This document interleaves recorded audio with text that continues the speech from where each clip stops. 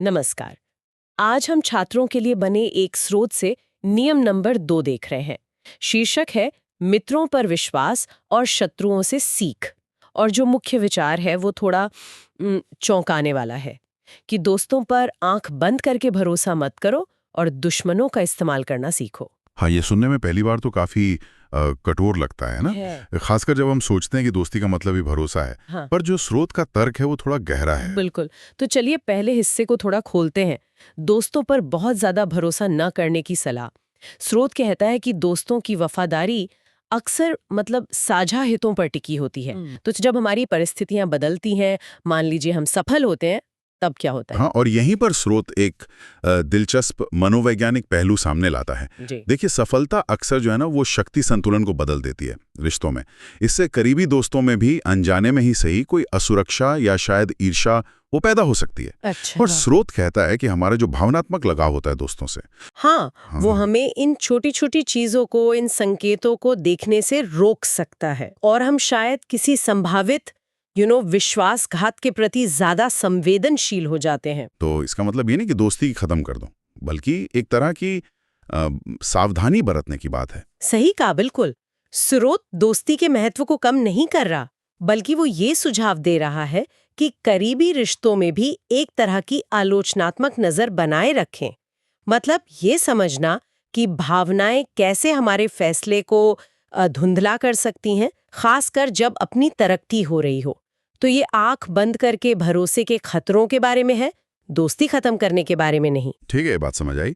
अब नियम के दूसरे हिस्से पर आते हैं जो शायद ज्यादा विवादास्पद है। दुश्मनों या आलोचकों से सीखना। स्रोत कहता है कि वो हमें असहज सच बताते हैं। हाँ, और यहाँ ये असहज शब्द बहुत जरूरी है। देखिए, आलोचक या विरोधी, क्योंकि उनका हमसे कोई भावनात्मक जुड़ाव नहीं होता है ना, तो वो अक्सर हमारी कमियों या गलतियों को बिना किसी लाग लपेट के सीधे सीधे बता देते हैं। स्रोत का तर्क ये है कि यही जो बेबाक प्रतिक्रिया है, भले ही सुनने में कड़वी लगे, वो हमारे व्यक्तिगत सुधार के लिए एक जरूरी आईना बन सकती है। ये वो एक शक्तिशाली प्रेरणा हो सकती है जिसकी हमें शायद जरूरत हो।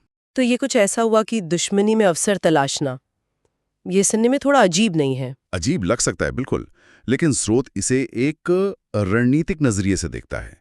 जहां दोस्ती में हम वफादारी और सहारा ढूंढते हैं ना, हाँ। वहीं विरोधियों की आलोचना में हम विकास के अवसर तलाश सकते हैं। लेखक के हिसाब से एक स्मार्ट छात्र, मतलब वो इंसान जो इन नियमों को समझता है, वो है जो इन दोनों सच्चाइयों को मानता है। वो जानता है कि दोस्तों की वफादारी की भी सीमाएं हो सकती हैं। सही। और दुश्मनों की आलोचना में भी कुछ सीखने लायक न सकता है। ये विरोधियों को एक अलग तरह से देखने की बात है कि वो अनजाने में हमारे विकास में मदद कर सकते हैं। तो अगर हम संक्षेप में कहें तो ये नियम रिश्तों को देखने का एक बहुत ही व्यवहारिक तरीका सुझाता है। दोस्तों के साथ व्यवहार में थोड़ी जागरूकता और समझदारी हो और विरोधियों की आलोचना को व्यक्तिगत विकास के लिए इस्तेमाल किया जाए। बिल्कुल, ये एक संतुलन बनाने की कला है। जैसा कि स्रोत सलाह देता है, स्थितियों को देखो, परखो, किसी पर भी जरूरत से ज्यादा भरोसा मत करो और विकास के हर संकेत को, चाहे वो कहीं से भी आए, उसे समझने की कोशिश करो।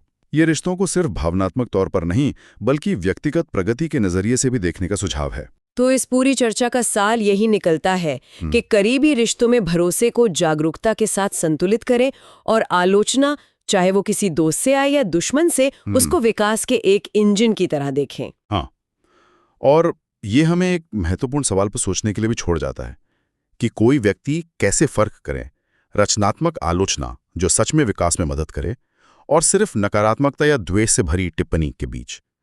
ये सोचने वाली बात है कि ये नजरिया हमारी दोस्ती और विरोध की जो पारंपरिक धारणाएं हैं उनको कैसे चुनौती देता है।